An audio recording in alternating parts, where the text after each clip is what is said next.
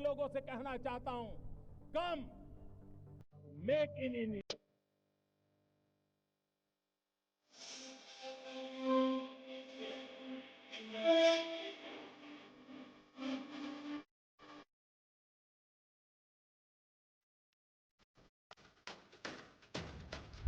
Britain के प्रधानमंत्री ऋषि सुनक ने मजाकिया अंदाज में कहा कि भारत के दामाद के रूप में G20 नेताओं के शिखर सम्मेलन में शामिल होना वाकई खास है। बता दें कि सुनक ने इंफोसिस के सह संस्थापक नारायण मूर्ति की बेटी अक्षता मूर्ति से शादी की है।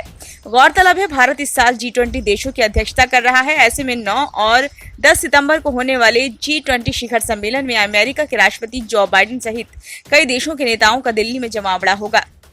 इस सम्मेलन का हिस्सा बनने के लिए 43 वर्षीय ब्रिटिश भारतीय नेता सुनक अपनी पत्नी के साथ शुक्रवार को दिल्ली पहुंचे।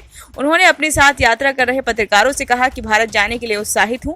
उन्होंने कहा कि वह एक ऐसा देश है जो मेरे दिल के बहुत करीब है। हालांकि कुछ सालों से मैं वापस नहीं जा पाया हूं। उन्होंने कहा कि पहले आमतौर पर हर साल फरवरी में परिवार के साथ भारत चला जाता था, लेकिन 2020 में चांसलर बनने के बाद समय के अभाव में नहीं जा सका। उन्होंने आगे कहा कि मैंने कहीं देखा कि मुझे भारत का दामाद कहा जाता है। मुझे उम्मीद है कि ये प्यार से कहा गया होगा। उन्होंने कहा कि मैं वापस भारत आने के लिए उत्साहित हूँ। अक्षता का भी मेरे साथ होना अच्छा है। वहीं सुनक ने 3 दिवसीय दौरे पर निकलते हुए ट्वीट किया था कि मैं स्पष्ट मुद्दों के साथ G20 शिखर सम्मेलन में जा रहा हूं। इनमें वैश्विक अर्थव्यवस्था को स्थिर करना, अंतर्राष्ट्रीय संबंधों का निर्माण करना तथा सबसे कमजोर लोगों का समर्थन करना शामिल है। बता दें, शिखर वार्ता के दौरान ब्रिटेन के एजेंडे में रूस यूक्रेन युद्ध को एक प्रमुख विषय के रूप में चिन्हित किया गया है।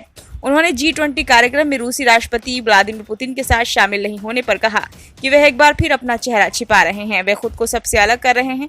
उन्होंने कहा कि वहीं G20 के बाकी सदस्य पुतिन के खिलाफ होने के लिए एकजुट होंगे। सुनक के एक प्रवक्ता ने कहा कि ब्रिटेन यूक्रेन के लिए अपना समर्थन दिखाने के लिए हर अवसर का उपयोग करेगा और साथ ही वैश्विक समर्थन को भी बढ़ावा देगा। उन्होंने कहा कि मानवाधिकारों और वास्तव में लोकतंत्र पर रूस के हमले को रोकने में दुनिया के सबसे बड़े लोकतंत्र के रूप में भारत की महत्वपूर्ण भूमिका है। हम पुतिन के आक्रमण को समाप्त करने के लिए उस प्रभाव का उपयोग करने के लिए मोदी और अन्य देशों के साथ बैठकें करेंगे। ब्यूरो रिपोर्ट, नई दिल्ली।